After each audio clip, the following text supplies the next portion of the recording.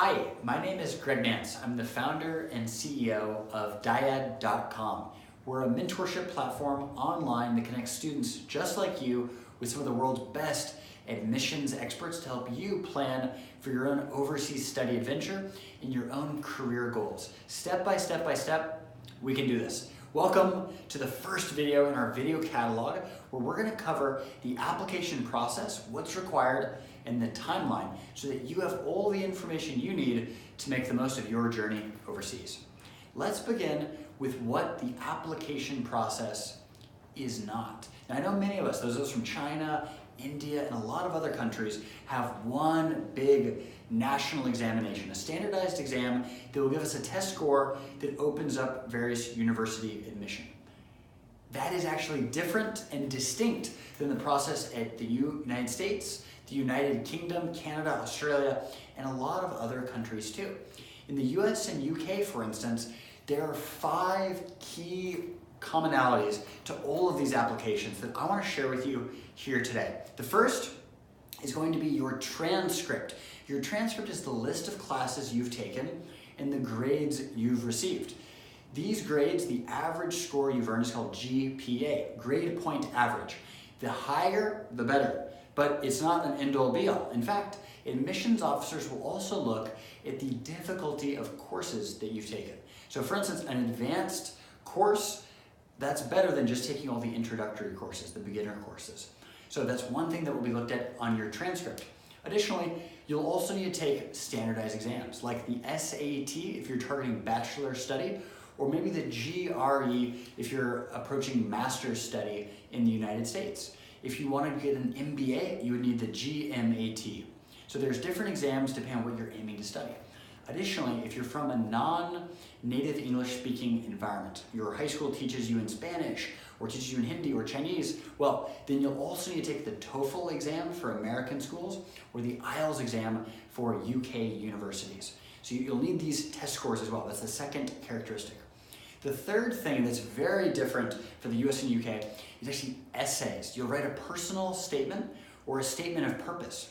And this is all about who you are, why you're aiming to attend university in this subject, and what you can bring to this university community. So it's a self-reflective, expository style essay between 300 and 1,000 words, depending on the university and their requirements. It's difficult. It's a little bit challenging, definitely, but you can do it. Additionally, you'll also need a supplementary essay for many of the universities you're applying to, explaining why this specific university is the right one for you and why you are the right student for this university. Those are the essay components. The fourth thing you'll need is actually a CV, a curriculum vitae, which summarizes your academic experiences, your research experiences, your internships and professional background, any clubs you've joined, and really how you've spent your time. Some schools will also require an activity list, which lists the clubs you joined during school, the position you held, your role and contribution. The fifth thing is recommendation letters. Schools want to know not only what you say about yourself in your essay, but also what professors, coaches, or mentors say about you as well. Most schools will require at least one, but maybe even 2 or even 3. I applied to Cambridge University, and as part of my program, I actually needed 4 letters of recommendation. So somewhere above 1 you will need as well. And for some schools, you'll also need a 6th characteristic, and that is an interview. You'll need to actually interview either with an alumni in your home city or over Skype through video consultation with an alumni or an admissions officer. That's also really stressful. So in essence, there are 5 key characteristics way beyond just a national examination that you will need to be prepared for. Admissions officers will look at all 5 of those things as part of your application. And the deadline to apply for American schools might be in October, November, December, or February. It can be all over the place. Same with the UK. But the rule of thumb is the sooner you can apply, the better off you will be, because most universities use what's called rolling admission. That means they're actually going to read your application in the order it's received, and then from there, they're going to decide who they want to interview or who they want to admit straight away. So the sooner you apply, the more spots are open, the better chance that you will have. Now, I know this sounds a little bit stressful. It sounds a little bit confusing. probably sounds a little bit overwhelming. It did for me when I was applying to university.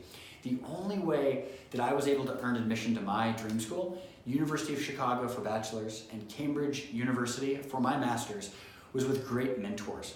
And that's why I started Dyad.com, because we want to connect you and students just like you with amazing mentors that demystify, that explain these concepts simply and in a tailored, customized way just for you.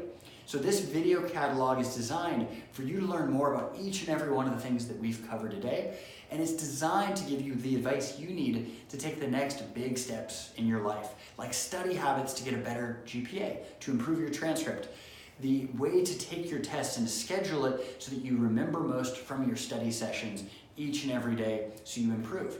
Essay writing and brainstorming techniques so that your personal statement and supplementary essay really stand out, and then ways to build your activity list every day on campus with the sort of things that you most enjoy.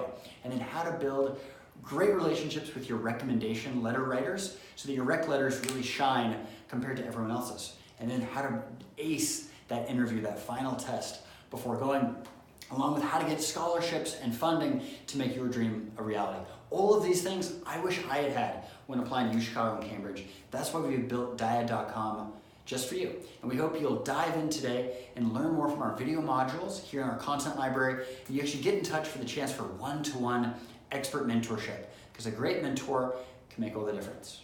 We look forward to our journey together.